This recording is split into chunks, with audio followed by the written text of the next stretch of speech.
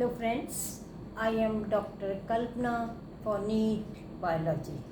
The topic I am taking today is seeds and fruits. Flower में 4 words होते हैं. हमने देखा है फ्लावर डेवलप होता है थैलेमस पर, और ये बीच में हो गया इसमें कार्पेल, जिसमें कि स्टिग्मा, स्टाइल और ओवरी होते हैं. फिर इसमें हो गए मेल पार्ट, जो कि क्या हो गया, ये हो गया स्टेमन. और फिर होते हैं पेटल्स और सेपल्स. पेटल हो गए, इनका मेन काम है पॉलिनेशन में इंसेक्ट्स को अट्रैक्ट करने का. सेपल्स का काम है कि जब ये बर्ड कंडीशन में थे उस समय इसको इंटीरियर पार्ट्स को प्रोटेक्ट करना. मेल पार्ट जो है स्टेमन, उसमें एंथर्स बनते हैं और फिर वो पॉलिनेट होके स्टिग्मा तक आते हैं.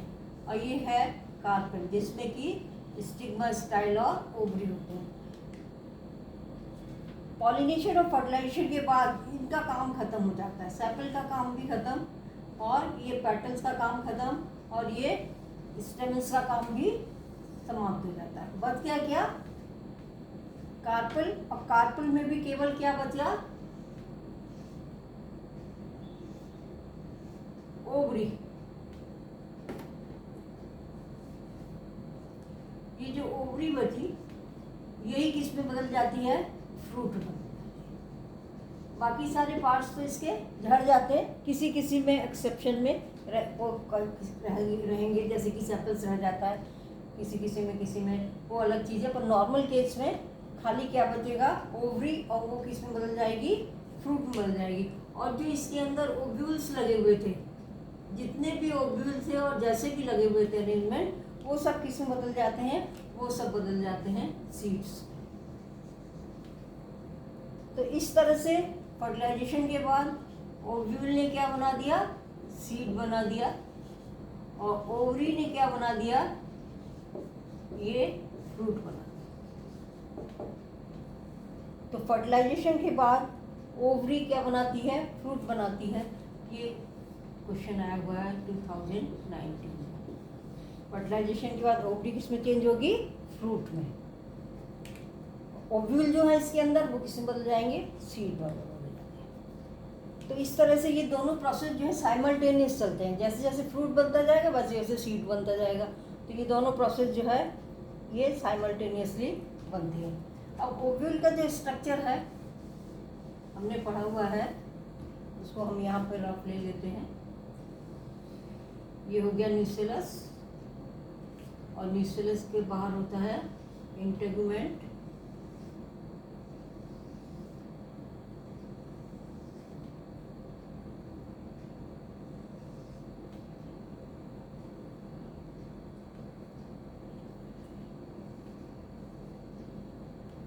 और यहाँ पर जो है न्यूसेलस में ही एक सेल जो है वो क्या होती है, डिफ्रेंशिएट होके मेगास्पोर मदर सेल बनाती है. और फिर वो megaspore mother cell reduction division से मेगास्पोर बनाते हैं, जिसमें एक फंक्शनल मेगास्पोर जो है वो क्या बना देता है, वो बना देता है एम्ब्रियो सैक. और इस एम्ब्रियो सैक में जो है एंटीपोडल्स होते हैं और एग सेल होते हैं. मेन हमारा क्या है, एग. तो जो ये हो गया इंटेगुमेंट, ये क्या होगा, डिप्लॉयड होगा. ये हो गया न्यूसेलस, ये भी डिप्लॉयड है. ये है एम्ब्रियो सैक, जिसमें कि एग सेल था और 2 पोलर न्यूक्लियाई थे. एंटीपोडल्स वगैरह वो हम पढ़ चुके. तो इसमें जो एग सेल है उसमें फर्टिलाइजेशन हुआ, तो इसने क्या बना दिया, जाइगोट. और जाइगोट फिर डेवलप होता है, वो क्या बनाता है, एम्ब्रियो. और एम्ब्रियो फिर पूरा प्लांट बनाता है. मतलब पूरा प्लांट इससे ही बनेगा ये. और ये किससे बना है, रिडक्शन डिवीजन से बना है उसके. तो ये इसमें क्या हुआ, फर्टिलाइजेशन के बाद फिर ये एम्ब्रियो सैक बना है इसने. तो ये तो हो जाएगा एम्ब्रियो सैक. और ये है न्यूसेलस और यहाँ है एम्ब्रियो डेवलप होगा, फर्टिलाइजेशन हो गया, डिप्लॉयड हो गया और फिर ये पूरा फूल जो बनाएगा। तो यहाँ पर जो ये एंडोस्पर्म है,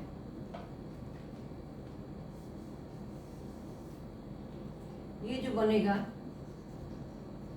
एम्ब्रियो सैक के अंदर एंडोस्पर्म, वो क्या होता है, ट्रिप्लॉयड होता है, क्योंकि ये हम डिटेल में पढ़ चुके हैं पूरा। ये ट्रिप्लॉयड है और ये एम्ब्रियो है, ये बन रहा है, ये डिप्लॉयड है। तो इसमें ये क्वेश्चन आ जाता है एंडोस्पर्म और न्यूसेलस में अंतर। न्यूसेलस डिप्लॉयड है और एंडोस्पर्म ट्रिप्लॉयड है, ये ट्रिपल फ्यूजन से बना है। अब ये पूरा का पूरा किस बदल गया, ये पोर जो ये कहलाता है माइक्रोपाइल,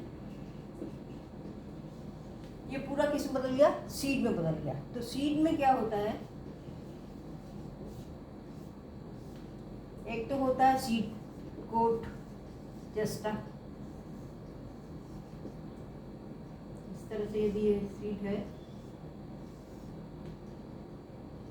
इसकी ये जो हार्ड कवरिंग होती है, किसी का भी सीड हो, मटर का ले लेते हैं या चने का, किसी का भी ले लें, तो ये जो हो गया टेस्टा या सीड कोट। ये कैसे होता है, ये इंटेगुमेंट हार्डन्स, जो इंटेगुमेंट है ये ओव्यूल का,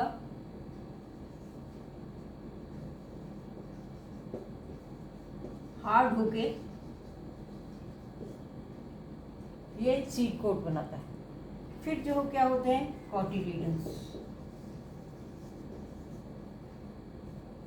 इसको यदि हम ओपन करें तो हमें इस तरह से दिखाई देगा।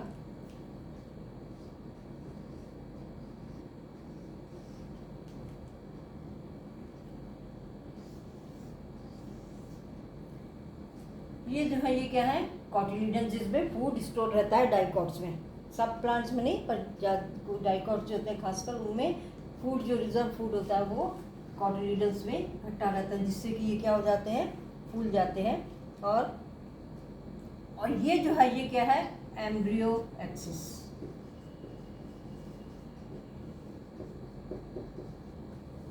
यही मेन है जो ग्रीन वाला हमने दिखाया। क्यों, क्योंकि इसका ये ऊपर का पार्ट है, ये प्लूम्यूल है, ये शूट सिस्टम बनाता है, मतलब ज़मीन के ऊपर जो कुछ भी होता है वो पूरा इसी से बनेगा।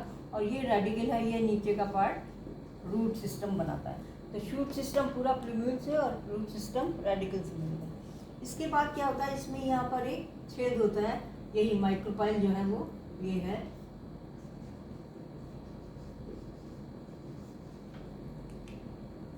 और इसके चारों ओर जो है एक गड्ढा सा होता है, ये गड्ढा है, ये कहलाता है हाइलम। एक्चुअली ये हाइलम क्या है, स्कार है, एक निशान रहता है यहाँ पर गड्ढा सा, जहाँ पर सीड का ये क्या था, ओव्यूल का फ्यूनिकल, इसका फ्यूनिकल जो है वो प्लेसेंटा से जुड़ा रहता है, वो ये स्कार है। तो जब ये तो निकाल लिया हमने, सीड बाहर कर लिया, यह हो गया, तो ये स्कार इसमें बना रहता है, ये जो है हाइलम कहलाता है। क्वेश्चन आया हुआ है 2015। हाइलम क्या है, स्कार है जो क्या बता रहा है कि सीड यहाँ से प्लेसेंटा से जुड़ा हुआ था। प्लेसेंटा क्या है, ओवरी होती है, ओवरी में यहाँ पर क्या है, पहले ये जगह है जिससे कि सीड जुड़ेगा, और यहाँ पर फिर ये सीड जुड़ा हुआ है। तो ये वाली जो जगह है, ये ओवरी में प्लेसेंटा है, प्लेसेंटा से सीड जुड़ा रहता है। तो वही ये छू जुड़ा हुआ है, वो उसमें स्कार रह गया, उसका नाम है हाइलम। ये फ्यूनिकल, इस जगह पर यहाँ पर प्लेसेंटा आ जाता है और ये इस तरह से जुड़ा रहता है। अब इसमें क्या होता है, जब ओव्यूल से सीड बना है उस समय इंटेगुमेंट तो किस में चेंज हो गया, सीड कोट में चेंज हो गया। ये न्यूसेलस यूज हो जाता है नरिशमेंट के लिए, जैसे जैसे ये एम्ब्रियो बढ़ता जाएगा ये इससे नरिशमेंट लेता रहेगा और ये खत्म हो जाता है। ये एंडोस्पर्म भी धीरे धीरे क्या होगा, यूज हो जाएगा, नरिशमेंट देगा और खत्म हो जाएगा। मतलब एंडोस्पर्म भी खत्म हो जाएगा और न्यूसेलस भी, लेकिन किसी किसी प्लांट्स में ये रह जाते हैं।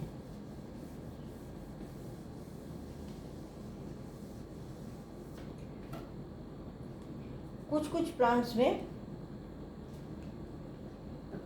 इसमें एक टर्म आएगा पेरिस्पर्म।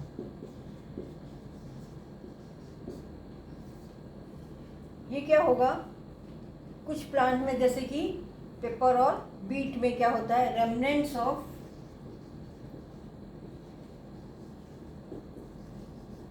न्यूसेलस।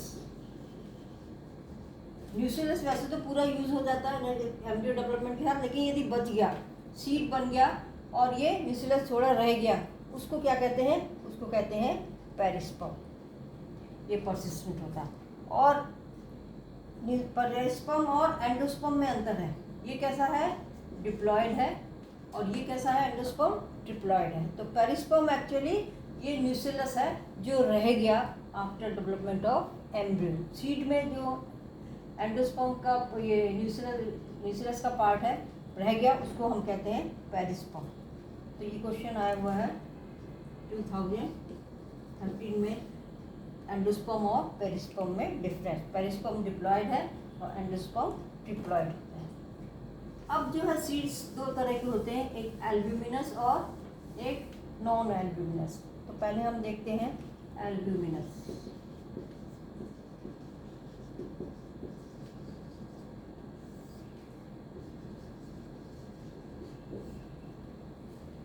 कुछ प्लांट जैसे कि वीट, मेज, ये सब मोनोकॉट प्लांट्स हैं। बार्ली, फिर कैस्टर और सनफ्लावर, ये डाइकॉट है।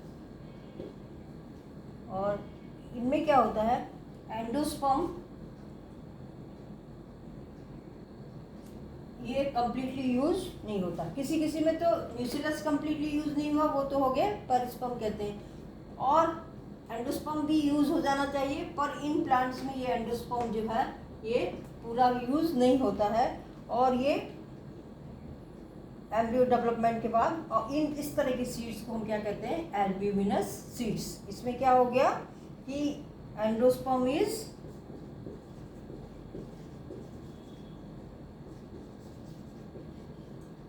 not completely used।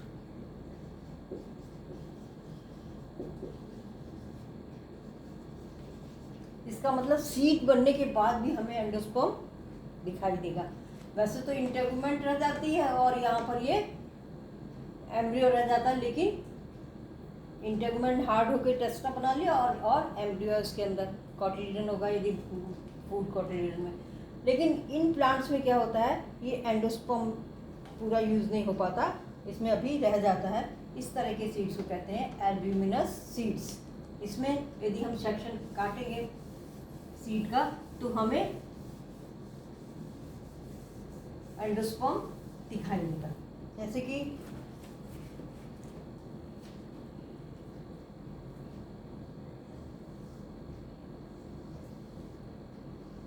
मेज का हम देखें तो इसमें क्या होता है, ये पार्ट तो है एंडोस्पर्म,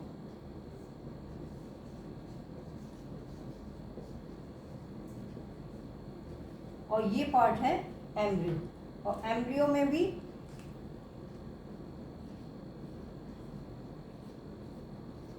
ये पार्ट हो गया प्यूम्यूल, शूट जो बनाता है, और ये पार्ट हो गया रेडिकल जो कि रूट बनाएगा। और रूट प्यूम्यूल पे जो कवरिंग रहती है वो कहलाती है कोलियोराइजा। ये हम पहले डील कर चुके हैं। और जो प्यूम्यूल पे कवरिंग रहती है मेम्ब्रेनस, वो कहलाती है कोलियोप्टाइल। तो प्यूम्यूल और रेडिकल दोनों प्रोटेक्टेड रहते हैं इससे। और ये जो है, ये पार्ट जो है क्या है, कॉटिलीडन है, सिंगल कॉटिलीडन, और इसको कहते हैं स्क्यूटेलम।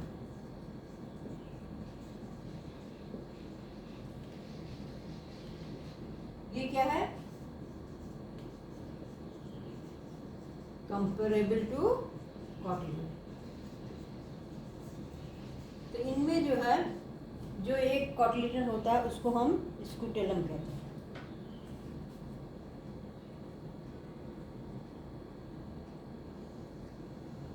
एंडोस्पर्म को घेरे हुए एक प्रोटीनेशियस लेयर होती है, प्रोटीन की बनी हुई,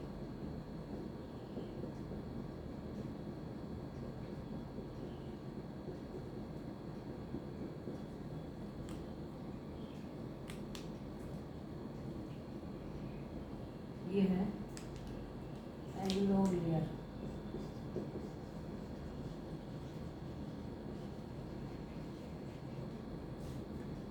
तो इस तरह से ये एंडोस्पर्म है, इसमें एंडोस्पर्म रह गया। ये है एलएस। यदि हम मेज सीड को ऐसे काट दें लंबाई में तो ये इस तरह का दिखाई देगा। और इसमें एक ही सीड होता है, तो यही फ्रूट भी है और यही सीड भी है। तो इसको कवर यदि हम कर दें तो ये फ्रूट हो जाएगा। फ्रूट की बॉल और सीड की बॉल बिल्कुल चिपक जाती है। एक सीड, एक फ्रूट में एक सीड है, तो इस तरह से ये इसमें चिपक जाता है। इसी तरह से कैस्टर में भी होता है। कैस्टर में भी एंडोस्पर्म रह जाता है, उसमें कॉटिलीडन भी होता है।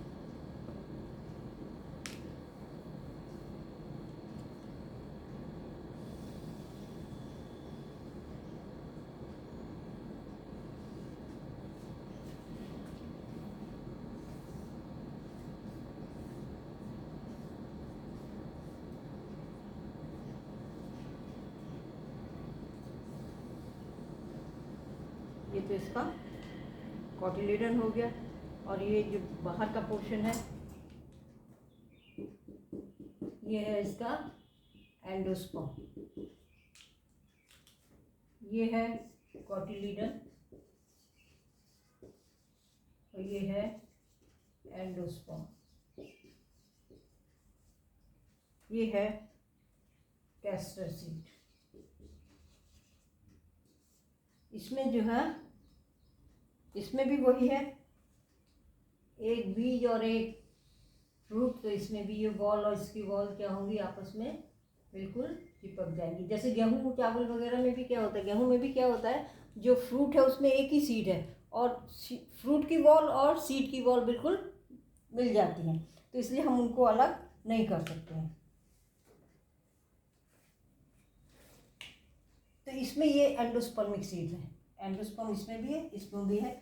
ये कहलाते हैं एल्ब्यूमिनस सीड, जिसमें एंडोस्पर्म पूरा यूटिलाइज नहीं होता है। अदरवाइज क्या होता है कि जैसे जैसे एम्ब्रियो डेवलप होता रहेगा वैसे वैसे न्यूसेलस भी यूज हो जाता है और एंडोस्पर्म भी पूरा यूज हो जाता है।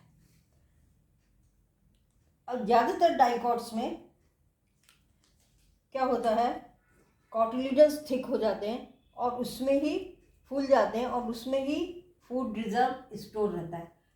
और इसमें जो है, इनमें एंडोस्पर्म जो है वो कम्प्लीटली यूज हो जाता है जैसे जैसे एम्ब्रियो डेवलप होता है। इस तरह की सीड्स को कहते हैं नॉन एल्ब्यूमिनस। एल्ब्यूमिनस तो हुए जिसमें एंडोस्पर्म है, पूरा यूज नहीं हुआ, और नॉन एल्ब्यूमिनस हुए जिसमें पूरा यूज हो गया है।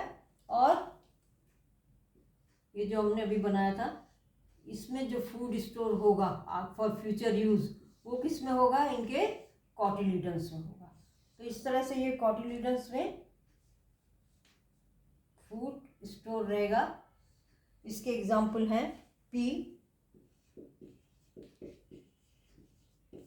और ग्राउंडनट। डाइकोटिलीडन जितने भी पल्सेस हैं वो सब इसी में आते हैं। ये पी का आया हुआ है, इसमें सीड किस तरह का है, ये नॉन एल्ब्यूमिनस सीड है। और फूड कहाँ स्टोर रहेगा, रिजर्व फूड जो है वो food stored in cotyledons. No endosperm. No endosperm से ही आया है नॉन एल्ब्यूमिनस, और यदि एंडोस्पर्म है तो वो थे एल्ब्यूमिनस। तो इस तरह से ये दो तरह की सीड्स हो गए, एल्ब्यूमिनस और नॉन एल्ब्यूमिनस। ज़्यादातर, हालांकि एकदम फिक्स नहीं है, लेकिन ज़्यादातर मोनोकॉट्स में एल्ब्यूमिनस और डाइकॉट्स में नॉन एल्ब्यूमिनस। अब क्या होता है, डोरमेंसी। ऐसा नहीं है कि सीड बना और तुरंत जर्मिनेट कर जाएगा, ऐसा नहीं होता है। बल्कि क्या होता है कि सीड जैसे मैच्योर होता है, उसका धीरे धीरे पानी, वाटर कंटेंट क्या होता है, कम होता जाता है, और ये रिड्यूस होकर कितना हो जाता है,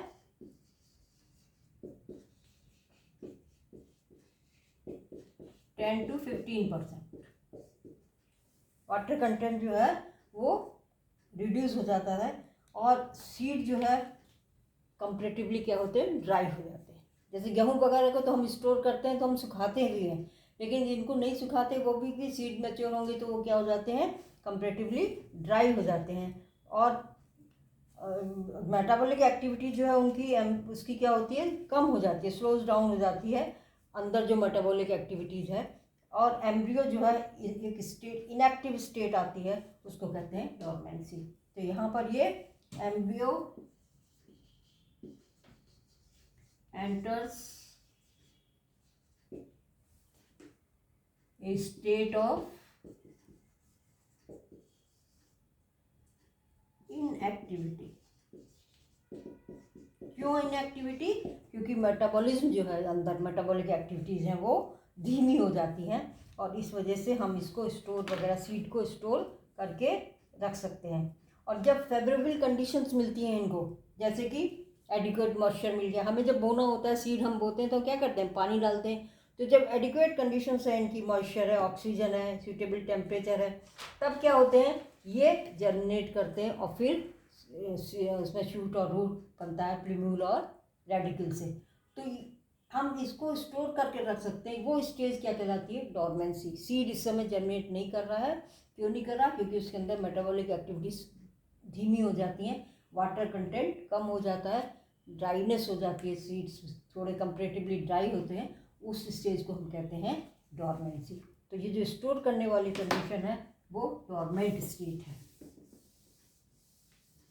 अब सीड बनने का फ़ायदा क्या है, advantages of seed formation. Seed formation सबसे पहली चीज़ तो क्या होगी कि independent of water.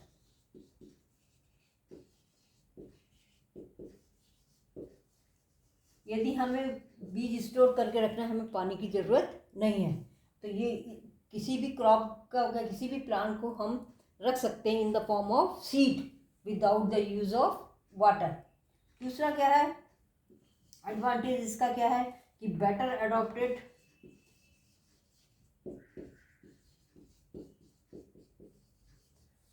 For dispersal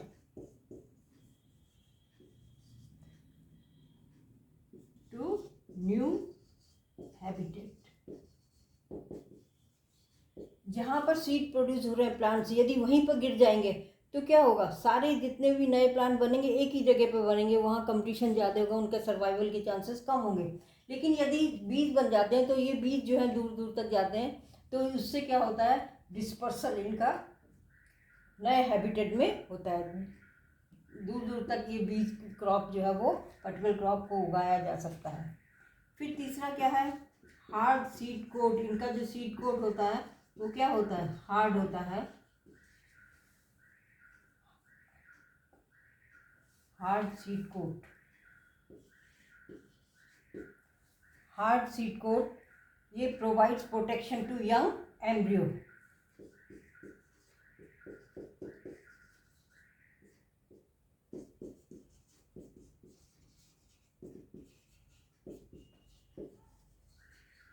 अंदर क्या डेवलप हो रहा है, एम्ब्रियो। तो एम्ब्रियो को प्रोटेक्ट करने की वजह से जो ओव्यूल था उसका ये कवरिंग क्या हो गई, हार्ड हो गई। सीड में कवरिंग क्या है, हार्ड है, जिससे अंदर जो प्रोटेक्ट हो रहा, डेवलप हो रहा है एम्ब्रियो, वो क्या रहे, प्रोटेक्टेड में। फिर क्या है, ये सेक्सुअल रिप्रोडक्शन से बने हैं। बीज जो बने हैं वो कैसे बने हैं, सेक्सुअल रिप्रोडक्शन से बने हैं।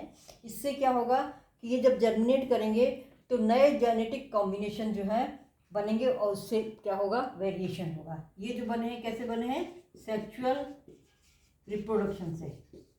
उससे क्या हुआ, new genetic combination of characters, और उससे क्या हुआ, उससे क्या हुआ, वेरिएशंस। तो इवोल्यूशन के लिए वेरिएशंस जरूरी हैं। और जब वेरिएशंस कैसे प्रोड्यूस होंगे, जब नए जेनेटिक कॉम्बिनेशन बनेंगे। और नए जेनेटिक कॉम्बिनेशन कैसे बनते हैं, सेक्सुअल रिप्रोडक्शन से। तो बीज सेक्सुअल रिप्रोडक्शन से बनते हैं। अदरवाइज बहुत से प्लांट्स तो वेजिटेटिवली प्रोपोगेट करते हैं हम, वो उनमें नए जेनेटिक कैरेक्टर्स नहीं होते हैं, पर सीड से जो होते हैं उनमें नए जेनेटिक करेक्शन होते हैं और वो फिर वेरिएशंस प्रोड्यूस करते हैं और फिर इवोल्यूशन होता है। ये फिर क्या होता है कि ये स्टोरेज, सीड में हमने कहा कि डिहाइड्रेशन हो जाता है, डॉर्मेंसी हो जाती है, तो ये डिहाइड्रेशन, पानी कम हो जाना और डॉर्मेंसी हो जाना, मेटाबॉलिक एक्टिविटी कम हो जाने से क्या होता है, स्टोरेज जो है ऑफ सीड्स जो होता है वो आराम से हो सकता है। स्टोरेज ऑफ सीड से क्या फ़ायदा है कि हमने एक साल फसल उगाई, उसके बाद उसके बीज निकाल के रख लिए, फिर अगले साल हम फिर उसको नेक्स्ट ईयर जो है, इस तरह से क्या होता है फूड को जो है ईयर टू ईयर जो है नेक्स्ट सीजन में फिर हम ग्रो करा सकते हैं। तो स्टोरेज सीड को हम आसानी से कर सकते हैं, पूरा प्लांट को ग्रो स्टोर नहीं कर सकते पर सीड को आसानी से स्टोर कर सकते हैं। तो ये इतने तो एडवांटेज हो गए किसके, सीड फॉर्मेशन के। सीड बनने के क्या फ़ायदा है, सेक्सुअल रिप्रोडक्शन से बन रहे हैं तो इससे क्या होगा, वेरिएशंस होगी, नई नई वेराइटीज़ बनती हैं, वेरिएशंस होते हैं और आपको पता है इवोल्यूशन के लिए वेरिएशन जरूरी है। अब वायबिलिटी ऑफ सीड्स, जब सीड बनते हैं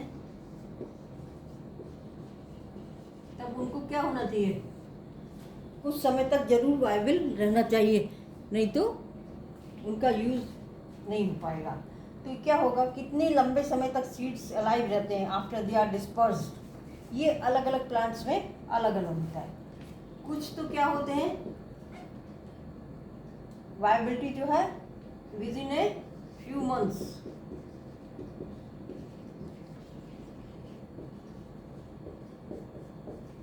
मतलब डिस्पर्सल उनका हुआ है, सीड्स बने हैं, उसके कुछ महीने में ही हमें क्या करना चाहिए, उनको यूज़ कर लेना चाहिए, तब तक ही वो वायबल रहते हैं, अदरवाइज वो बेकार हो जाते हैं। फिर क्या होता है, कुछ हैं सेवरल ईयर्स तक रहते हैं, जिनमें वाटर कंटेंट कम होता है कंपेरेटिवली, वो ज़्यादा साल तक रह सकते हैं, तब इतने साल बाद भी हम उनको एज सीड यूज़ कर सकते हैं। फिर जो है कुछ क्या होते हैं 100 ईयर, हंड्रेड्स ऑफ ईयर तक रह सकते हैं।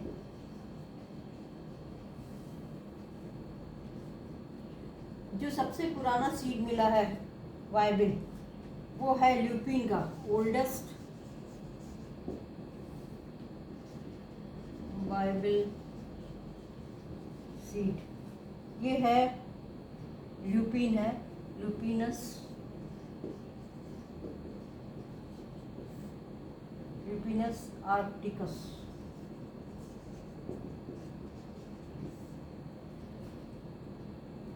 इसको आर्कटिक टुंड्रा से खुदाई में मिला था ये सीड, और ये इसको जर्मिनेट हुआ और फ्लावर भी इसने दिया आफ्टर 10,000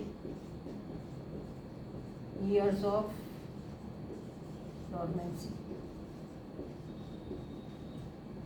मतलब इसका बीज जो है, जो कि आर्कटिक टुंड्रा में मिला, ये 10,000 साल तक डॉर्मेंट रहा और उसके बाद इसको बोया गया, जब ये खुदाई में मिला तब इसको बोया गया, तब इसने क्या किया, जर्मिनेट भी हुआ और फ्लावर्स भी दिए। फिर एक और एग्जांपल है डेट पाम का, डेट पाम, ये है फिनिक्स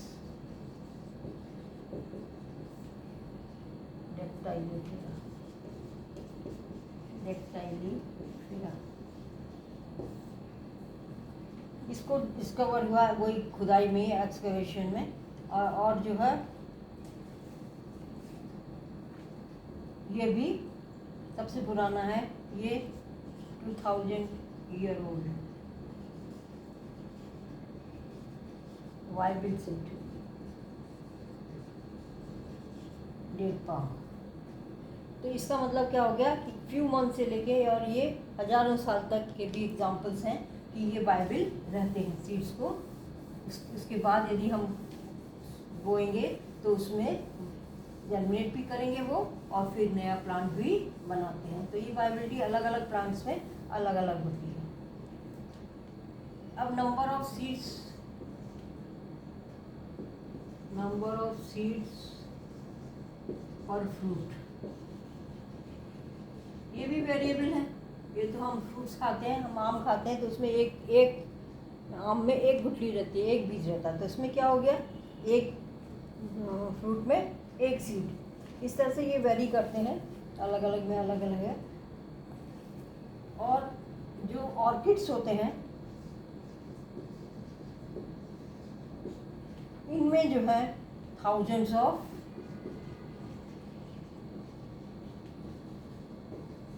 सीड्स होते हैं।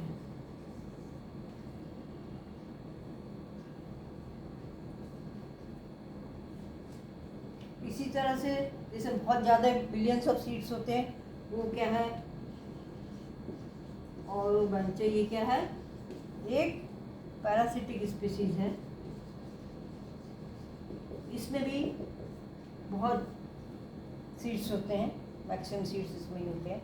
इसी तरह से फाइकस, जो पीपल का पेड़ हम देखते हैं या बरगद का पेड़ देखते हैं, उसमें भी क्या होता है, बहुत सारे बीज होते हैं और इतने छोटे होते हैं और उससे कितना बड़ा पेड़ बन जाता है। तो ये जो है बीज के नंबर से नहीं डिपेंड करेगा या साइज से नहीं डिपेंड करेगा, ये बहुत छोटे बीजों से भी बहुत बड़े बड़े पेड़ बनते हैं। जो फाइकस का है, बरगद का पेड़ है, पीपल का पेड़ है, इनके बीज बहुत ही छोटे होते हैं, क्योंकि जो फ्रूट्स हम देखते हैं उसके अंदर इनमें उसमें थाउजेंड्स जो है ओव्यूल्स होते हैं। तो इस तरह से ये नहीं बड़े। अब ये तो हो गया सीड्स के बाद, अब है फ्रूट के बारे में। ये तो पता ही चल गया कि ओवरी जो है वो मैच्योर होगी तो क्या देगी, फ्रूट्स देगी।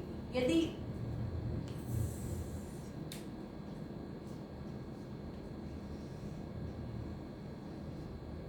इस तरह से है और ये कार्पल, और इसने क्या बना दिया, फ्रूट बना दिया ये, तो ये क्या कहलाएगा, सिंपल फ्रूट। मतलब क्या हो गया,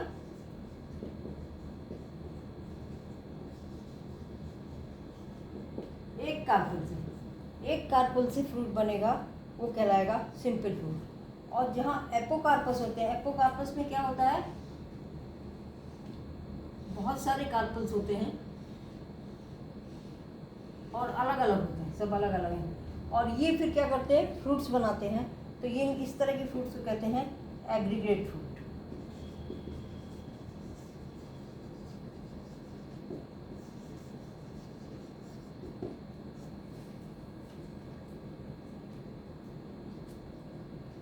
मतलब इसमें कार्पल एक से ज़्यादा होंगे, मल्टी कार्पुलरी, और क्या होंगे, अलग अलग होंगे, मतलब एपोकार्पस। तो एग्रीगेट फ्रूट किससे डेवलप होंगे, मल्टी कार्पुलरी, मतलब एक से ज़्यादा कार्पल्स होने चाहिए और कार्पल्स क्या हो, अलग अलग हो, एपोकार्पस। कार्पल जो होगा उससे ये बनेंगे एग्रीगेट फ्रूट। और कभी कभी क्या होता है कि पूरा का पूरा इन्फ्लोरेसेंस ही, इसमें ये इन्फ्लोरेसेंस है, फूल लगे हुए हैं,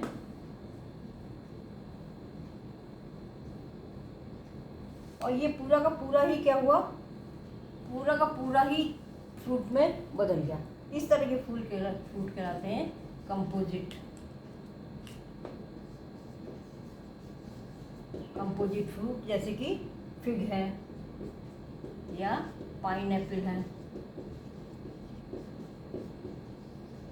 तो या तो एक ही कार्पल से बनेंगे, और यदि एक से ज़्यादा है तो सिंग होना चाहिए, मिक्स होने, जुड़े हुए होने चाहिए, उससे बनेंगे वो फ्रूट सिंपल होंगे। यदि बहुत सारे कार्पल तो अलग अलग हैं, उनसे फ्रूट बन रहा है, वो कहलाएगा एग्रीगेट फ्रूट। और यदि पूरा इन्फ्लोरेसेंस ही, जैसे शहतूत वगैरह है, उसमें पूरा इन्फ्लोरेसेंस क्या होता है, फ्रूट बदल जाता है, वो कहलाते हैं कंपोजिट फ्रूट। अब जो ओवरी की वॉल है,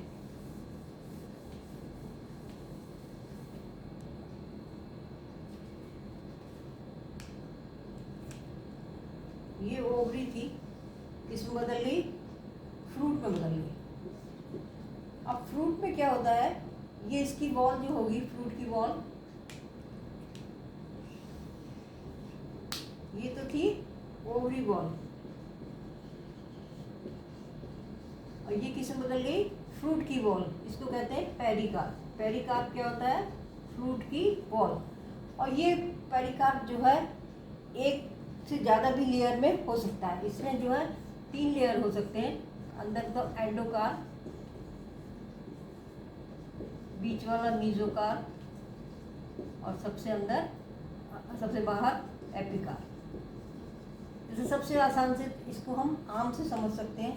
आम के केस में क्या होता है, बीच में यहाँ पर गुठली है, गुठली के बाद एक हार्ड सब्सटेंस, हार्ड लेयर आती है, ये है एंडोकार। उसके बाद जो गूदा हम खाते हैं वो है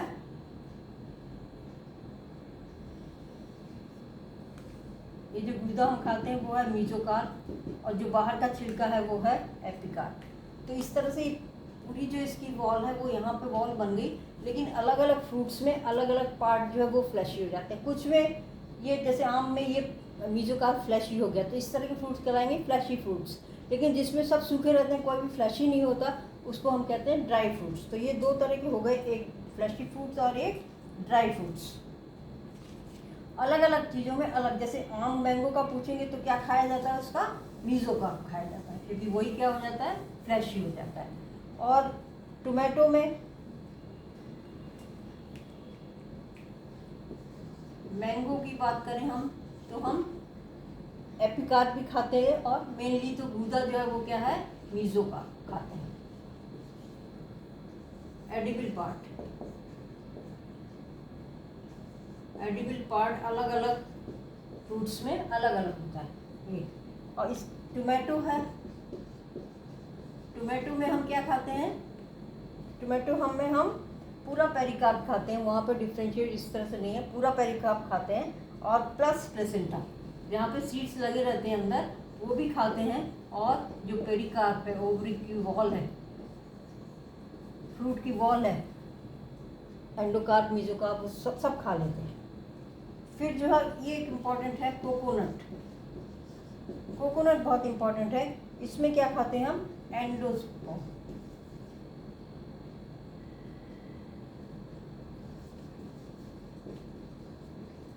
इसमें भी दो होते हैं, एक लिक्विड वाला तो है फ्री न्यूक्लियर, और जो सॉलिड है वो है सेलुलर। तो एक्चुअली कोकोनट में ये फाइब्रस वाला पार्ट है, और इसमें यहाँ पर एम्ब्रियो है, ये डेवलप होता है, और ये पार्ट जो है ये हम खाते हैं। एक तो ये वाइट वाला, और एक यहाँ पर लिक्विड। तो ये और ये तो क्या है, एंडोस्पर्म, ट्रिपलॉइड था। एंडोस्पर्म इसमें खाते हैं, फ्री न्यूक्लियर और सेलुलर दोनों हम ये खाते हैं। ये क्वेश्चन इम्पोर्टेंट है। और ये आया हुआ, एक तो ये टोमेटो वाला आया हुआ 2014 में।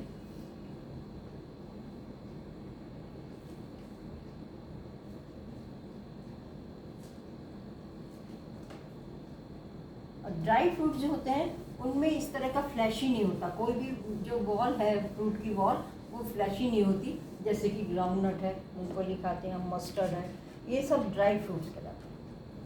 अब एक आता है ट्रू फ्रूट्स, जो ओवरी से बनेंगे। हमने बताया कि फ्रूट कैसे बनते हैं, ओवरी से। तो जो ओवरी से बनेंगे वो तो क्या होंगे, ट्रू फ्रूट्स कहलाएंगे। और बाकी जो फूल के पार्ट्स होते हैं,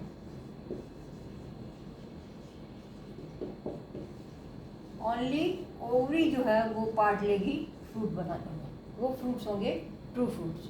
और होते हैं एक फॉल्स फ्रूट। फॉल्स फ्रूट में क्या होगा, ओवरी के अलावा भी जो पार्ट्स हैं फूल के वो फ्रूट बनाने में काम में आ सकते हैं। जैसे इसमें सबसे अच्छा एग्जाम्पल है एप्पल का। एप्पल हुआ, फिर स्ट्रॉबेरी हुआ,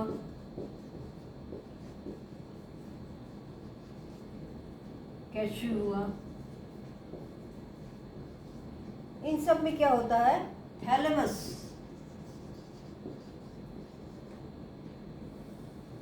ये भी जो है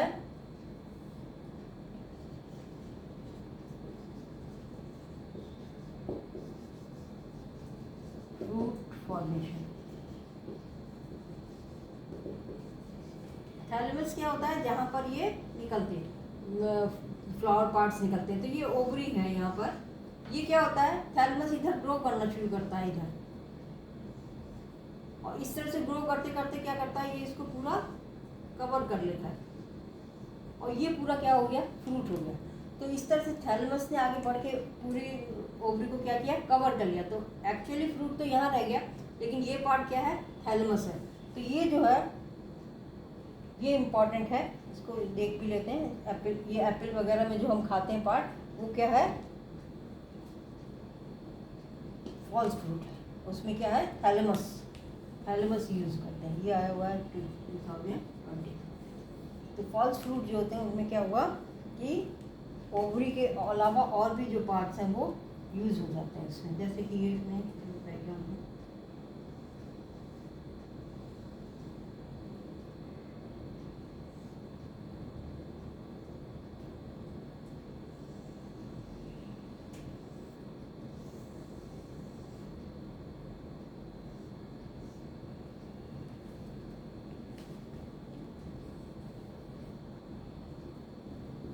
इसमें सीड्स कहाँ आ गए, यहाँ आ गए। जो मेन ओवरी थी उसके सीड्स कहाँ आ गए, यहाँ आ गए। और ये जो था ये क्या है, ये थैलेमस है, थैलेमस है। और ये क्या है, सीड। ये जो पार्ट हम खाते हैं वो एक्चुअली क्या है, थैलेमस है। और यदि हम सेक्शन काटें इसको तो इसमें इस तरह से दिखाई देगा। ये जो बीच वाला पोर्शन है ये तो अंदर चला गया,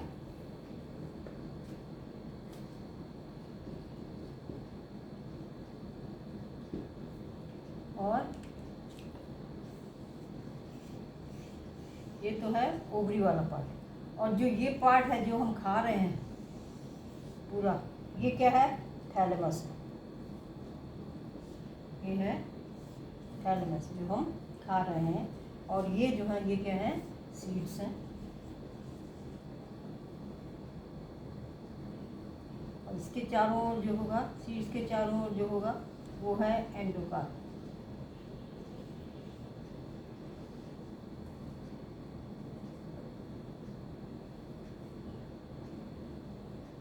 ये हो गया एंडोकार्प, ये हो गया।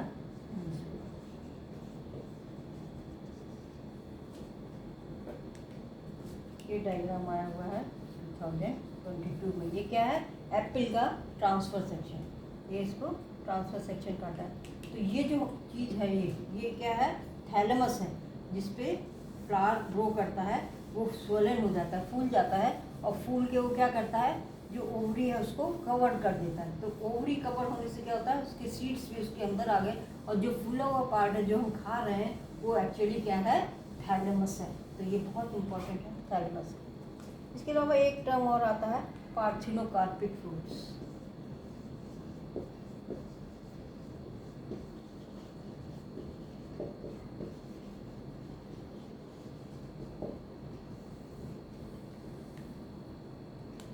अभी तक हमने पढ़ा था कि जो सीड्स बनते हैं या फ्रूट्स बनते हैं वो फर्टिलाइजेशन के बाद बनते हैं। जब फर्टिलाइजेशन हो जाता है तो ओवरी फ्रूट से बदल जाती है और ओवरी सीड में बदल जाता है। लेकिन कहीं कहीं पर, जैसे कि एग्जांपल है बनाना, क्योंकि बनाना में हम क्या करते हैं, उसका अंडरग्राउंड पार्ट लेते हैं और उसको ग्रो कराते हैं, राइजोम। तो वहाँ पर हम यहाँ बनाना में हम सीड यूज़ नहीं करते हैं, वेजिटेटिवली प्रोपोगेट करते हैं। तो इसमें क्या होता है, फ्रूट्स डेवलप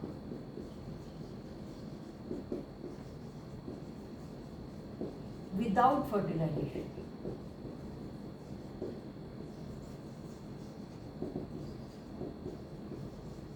तो जो फ्रूट्स जो हैं विदाउट फर्टिलाइजेशन के डेवलप होंगे, उनकी ओवरी जो है वो डेवलप होने लगेगी और फ्रूट्स में बदल जाएगी। वो फ्रूट्स को हम क्या कहते हैं, पार्थिनोकार्पिक फ्रूट्स कहते हैं। और ये जो है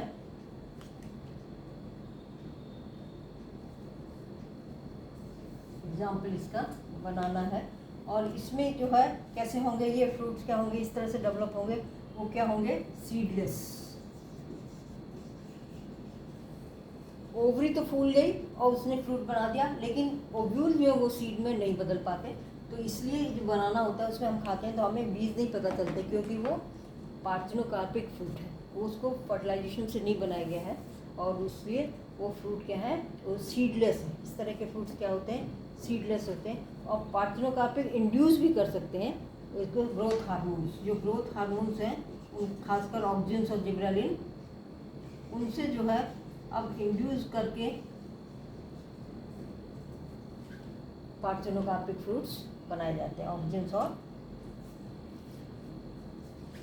और फिर फ्रूट्स में क्या होता है, अलग अलग तरह का डिस्पर्सल मैकेनिज्म होता है जिससे कि सीड्स बाहर डिस्पर्स होते हैं, वो तो खैर अलग चैप्टर है, पर इतना जो है ये सीड्स और फ्रूट्स में पढ़ना था आपको। अच्छा है, समझ में आ गया हो तो लाइक कीजिए, शेयर कीजिए और चैनल को सब्सक्राइब कीजिए, जिससे आपको इससे रिलेटेड चीज़ें या हम जो कहते हैं हम पढ़ चुके हैं वो सारे आपको वीडियो देखने को मिल जाए। Thank you.